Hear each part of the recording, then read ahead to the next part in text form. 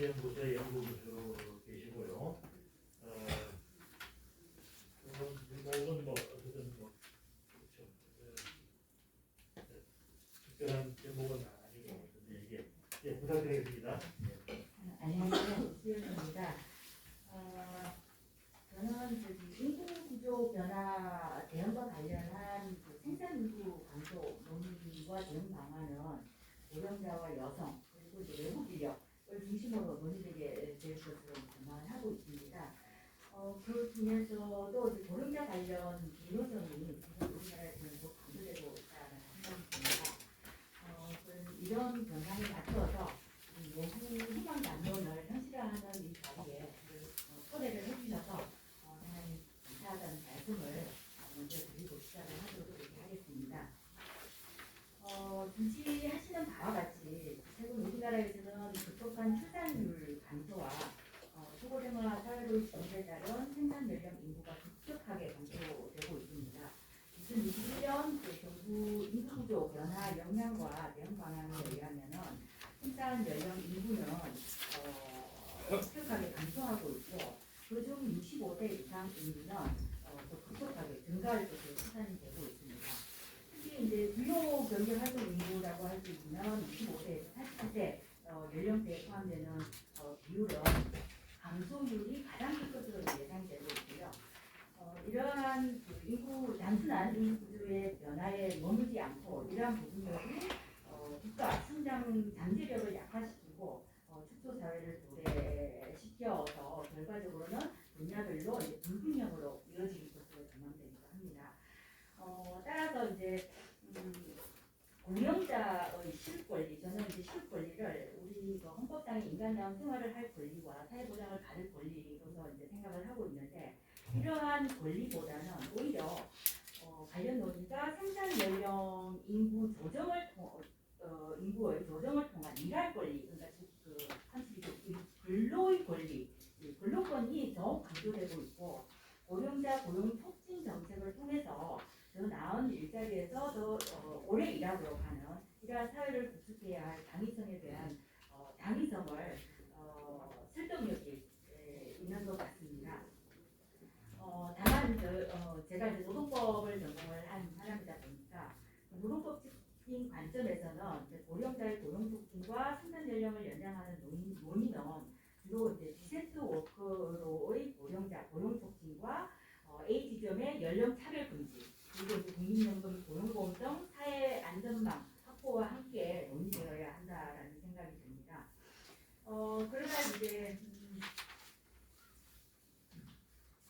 최근 논의들을 보면 고령자 고용 촉진과 생산 연령 확대에 따른 연금 배분 방식이 방점을 두고 있는 것으로 보이는데요. 고령자의 고용 촉진에 대한 정책적인 필요성에 공감하는 이면에는 고령자의 고용과 관련한 A 지점, 그러니까 연령 차별이 존재를 하고 있고 A 지점이 발생하지 않도록 하기 위한 어떤 사회적 인식의 제고도 중요하지만 법적인 관점에서는 관련 분쟁 해결을 어떻게 해 나갈 것인가에 대한 방안을 마련해 나가는 것도 매우 중요하다는 생각입니다.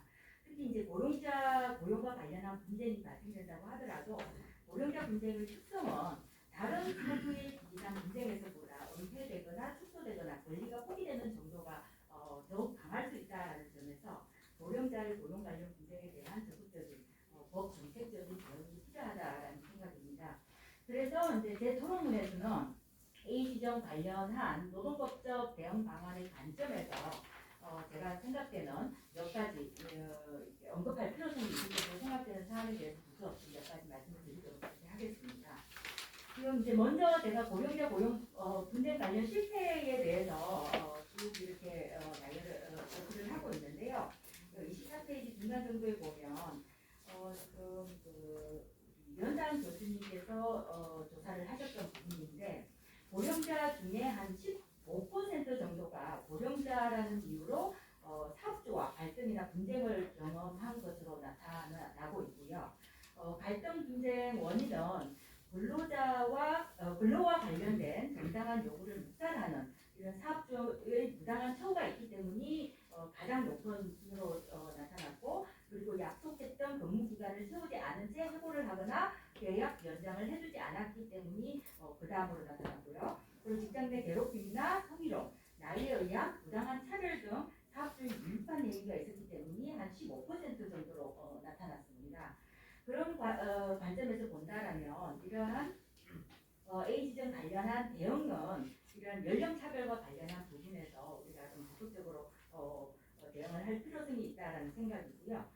그리고 이제 통계청 조사와 그 정경련에서 11월에 발표한 올해 11월에 발표한 구직활동 실태 중장년 구직활동 실태 조사 결과를 보시면 고령자가 일을 하는 이유는 무엇보다 생활비 마련이 가장 큰 이유입니다. 그러니까 일을 하지 않으면 생활이 안 된다는 거죠. 그리고 중장년 구직활동 실태에서도 마찬가지 결과가 나타나는 거죠. 중장년 구직자들의 재취업 이유는 생활비와 개인용품 마련, 자녀 교육비, 즉 경제적인 사정이 한 50% 정도로 나타나고 있습니다. 그리고 이제 26페이지에 가서 보시면 좀 구체적으로 그러면 어떤 대응 방안을 모색을 할 것인가 관련해서 지금 아까 말씀드렸던 대로 한 15% 정도가 고령자라는 이유로 이제 사업주와의 갈등이나 분쟁을 경험을 하고 있는데 고령자의 연령차별 관련 경험의 속성을 감안을 할 때 이런 부분들은 아까 말씀드렸던 대로 은폐될 가능성 이런 것들을 고려를 한다라면 상당수의 고령자가 연령차별의 대상이 되고 있다는 것을 저는 방점하는 것이다라는 생각을 합니다. 따라서 연령차별과 관련한 그 분쟁 해결 방안은 개별적인 법령이 지금 연령차별금지법이 이미 마련이 되어 있기 때문에 법적 개선이 필요한 사항을 구체적으로 검토를 해서 이렇게 대응을 하는 것도 우선적으로 중요하겠고 또 현행법 체계 내에서 이러한 집행력과 이행력을 좀 확보하는 방안을 좀 우리가 구체적으로 좀 마련을 해나가야 되지 않을까 하는 그런 생각을 했습니다. 그래서 연령차별금지법에서 연령을 이유로 한 간접차별을 금지를 하면서 연령차별 관련 분쟁을 국가인권위원회에 진정을 하면 그 국가인권위원회에서 판단을 하고 시정을 이제 권고할 수 있도록 하고 만약에 이러한 이제 권고를 사업주가 정당한 사유 없이 이행하지 않는 경우에는 고용노동부 장관이 시정명령을 할 수 있도록 해서 이제 그 이행 확보 방안을 마련을 하고 있습니다. 그런데 2021년 그러니까 올해부터 시행된 올해 5월 19일부터 시행된 남녀고용평등법의 경우에는 지금 고용상 성차별과 직장 내 성희롱 피해 근로자에 대한 적절한 조치 의무 위반과 불리한 처우에 대해서 노동위원회를 통한 신속 공정 경제적 구제가 가능하도록 제도를 마련을 하고 있습니다. 즉 그 노동위원회가 차별적 처우 등의 중지, 근로조건의 개선 그리고 적절한 손해 배상 등의 조치를 이제 할 수 있도록 이렇게 규정을 하고 있는데요. 이제 이러한 제도가 도입된 배경은 우선은 기존에는 이제 남녀고용평등법에서 성차별에 대한 사업주 처벌 규정을 두고 있었어요. 그러니까 형사처벌이라든가 과태료 처벌 규정을 두고 있었는데 피해자 구제 제도는 이 법에서 마련을 하고 있지 않았었습니다. 따라서 이번에 이제 법을 개정을 하면서 이러한 피해자 구제 제도를 남녀고용평등법에다가 포함을 시키게 된 것이죠. 그런데 이제 이들 두 제도를 그러니까 연령차별금지법과 남녀고용평등법상 이 구제와 관련된 피해자 구제와 관련된 부분들을 이렇게 비교를 해보면 시정명령 내용상의 차이가 상당히 있다라고 보여집니다. 성차별 구제 신청과 구제 명령은 이제 노동위원회로 성차별의 경우에는 이제 구제 신청과 구제 명령이 노동위원회로 일원화되어 있어요. 그래서 구직자를 포함한 근로자는 노동위원회 구제 신청을 하면 노동위원회가 조사, 신문 등의 절차를 거쳐서 차별 여부를 판단을 하고 구제 명령을 하게 되는 거죠. 그리고 이제 그 구제 명령의 내용도 연령 차별의 경우보다 넓고 더욱 구체적이다라고 할 수가 있습니다. 이제 그런데 지금 현재 아까 말씀드렸던 대로 연령 차별의 경우에는 국가인권위원회의 진정을 통해서 국가인권위원회가 조사를 하고 이제 이행을 하지 않는 경우에는 또 고용노동부 장관이 시정명령을 하는 이런 이제 그 절차를 취하도록 하고 있다라는 것이죠. 그래서 이런 피해자의 입장에서는 뭔가 일원화돼서 신속 공정하게 이렇게 있는 본인 본래의 구제를 받을 수 있는 이런 기회를 확보해 주는 이런 방안들이 반드시 좀 검토가 될 필요성이 있다라는 생각이 들고요. 특히 이제 또 연령차별을 국가인권위원회에 우리 연령차별금지법을 도입을 할 때 국가인권위원회에 진정을 하도록 하고 이제 고용노동부 장관이 불이행시 시정명령을 하도록 한 이유는 그때 당시에 그 차별 사건에서 더욱 이제 그 국가인권위원회가 이제 전문성이 더 크다. 그래서 국가인권위원회에서 조사 판단을 하도록 하고 하는데 국가인권위원회는 이제 기구 특성상 제도적으로 공고만이 가능하고 이제 구제 명령을 이행 명령을 시정 명령이나 이행 명령을 할 수 없도록 되어 있습니다. 그래서 이제 그 실질적인 시정 명령의 경우에는 이제 고용노동부 장관이 하도록 이제 이렇게 규정을 한 것이죠.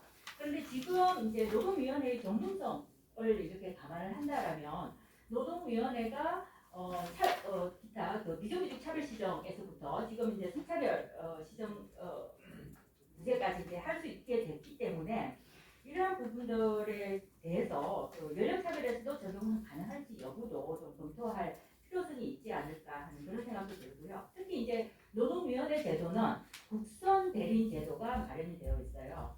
그렇기 때문에 그 소득이 400만 원 이하인 이런 이제 근로자들이 우리 고령자인 근로자들의 경우에는 소득 수준이 상당히 낮은 그러니까 저임금의 노동자들이 많습니다.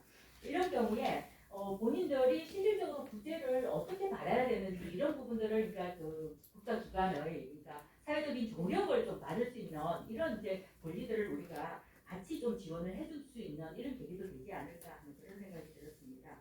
그리고 이제 부당해고 등과 관련한 법적 분쟁에 대한 대응 방안으로서 28페이지에 넘어가서 보시면은 지금 현재 이제 고령자에 대한 이제 기간제 사용 기한의 예외 규정과 관련해서 상당한 좀 문제점들이 지적이 되고 있습니다. 지금 기간제법 사조 1항에 따라서 기간제 근로자의 사용 기간이 2년을 초과해서 사용할 수 있는 적용 제외에 해당하도록 고령자를 그렇게 이제 포함을 하고 있는데요. 이 같은 규정은 이제 고령 생산 연령의 확대 등과 맞물려서 고령자의 고용 안정을 저해하는 요소로 작용할 것이 이제 명백하다라는 생각이 듭니다. 그래서 이제 그리고 그 외에도 노동위원회 제가 이제 그 차별시정 공익위원으로 참여를 하고 있는데 이 노동위원회 심판을 담당을 하다 보면 부당해고 사건에서 고령자의 그 갱신 기대 등과 관련한 사건들이 상당히 많이 올라오고 있다는 걸 알 수가 있습니다. 이들은 대부분 이제 계약 기간을 정하거나 정년 이후 촉탁직으로 고용 형태를 변경하는 경우에 갱신 기대권을 인정할지 여부의 문제로 이제 다투어지게 되는데 이러한 부분들은 이제 갱신 기대권에 대한 법적 기준과 해석 관련 범위로 여전히 중요한 쟁점이 될 수가 있기 때문에 관련법 제도를 저는 좀 이렇게 마련을 해 나가야 되지 않을까 명확하게 좀 이렇게 법 체계를 마련을 해 나가야 된다는 생각이 들고요. 지금 아까 조금 전에 박수경 교수님께서 그 일본의 그 사례들을 말씀을 해주셨는데 이러한 부분들을 저희가 좀 시각적으로 참고를 해서 이러한 부분들을 구축하는데 상당히 좀 도움을 받을 수 있지 않을까 하는 그런 생각이 들었습니다. 그리고 이제 임금 부분은 뭐 이제 다시는 분들 부분이니까 이제 넘어가고요. 저는 이제 마지막으로 제가 이제 노동법적인 측면에서 노후 희망 관련 논의를 어떻게 해야 될까를 한번 마지막으로 오늘 아침에 오면서 다시 한번 생각을 해봤습니다. 근데 저는 이런 노후 희망 관련 논의는 무엇보다 고령자의 실육 권리, 아까 말씀드렸던 인간다운 생활을 할 권리와 사회보장을 받을 권리라는 이러한 사회 안전망과 일할 권리로서 근로권이 저는 동시에 확보될 수 있도록 제도를 시스템적으로 이렇게 구축해 나가야 된다는 생각이 들었고요. 그리고 이제 그 중에서도 일할 권리는 고령자의 연령을 정의하는 것도 중요하지만 고령자의 건강 상태라든가 인지 능력, 우리가 분명히 저도 이제 나이가 들어가니까 그 인지 능력이라든가 이제 건강 상태가 예전과는 다르다는 걸 사실 느끼게 되거든요. 그리고 이제 주변에 어르신들도 이제 다 그런 말씀들을 하시고 계셔요. 그래서 이러한 건강 상태와 인지 능력 이런 신체적 특성 등을 고려를 해서 아까 황승길 박사님께서 발제를 하실 때도 말씀을 하셨는데 근로 시간에 대한 부분들을 다시 한번 우리가 고려를 하고 다시 한번 다른 관점에서 접근을 해야 된다라는 생각이 들고 그렇다면 이러한 부분들을 어떤 식으로 우리가 접근을 해야 될까 어떠한 공부에 의해서 이러한 제도들을 시행해 나가야 될까를 생각을 해보면 지금 현재 연소자의 경우에는 연소자 보호를 위해서 법정 근로 시간이라든가 연중 근로 시간에서 일반 근로자들과 다르게 법으로 근로기준법에서 지정을 하고 있기 때문에 이러한 부분들을 우리가 좀 사회보장의 사회적 보호의 필요성에 따라서 좀 도입을 할 수 있지 않을까 하는 생각이 들고요. 특히 저는 이 산후관련 보험과 관련해서도 그 건강상태, 그러니까 고령자의 건강상태라는 인지능력이라는 이 신체적 특성 등을 반드시 고려가 되어야 한다라는 생각이 듭니다. 그래서 저는 이거를 그러면 뭐라고 정의를 해볼까라고 생각을 해보다가 요즘에 우리가 성희롱 얘기를 할 때 성인지적 관점이라는 게 이제 용어가 거의 이제 법률상의 용어들로 이렇게 확보가 그렇게 이제 사용이 되고 있는데 저는 이게 고령자 인지적 관점에서 좀 설계가 되어야 된다라는 이제 이런 생각을 좀 해봤고요. 그런 관점에서 저 역시도 오늘 이런 토론을 계기로 좀 더 열심히 공부를 하고 좀 제도적으로 어떤 식으로 나아가야 될 것인지를 함께 좀 연구를 하면서 우리 노후희망 연대와 같이 함께 하도록 그렇게 하겠습니다. 이상입니다. 감사합니다. 네, 감사합니다. 이 짧은 시간에 많은 양을 제시를 하셨는데 그리고 이제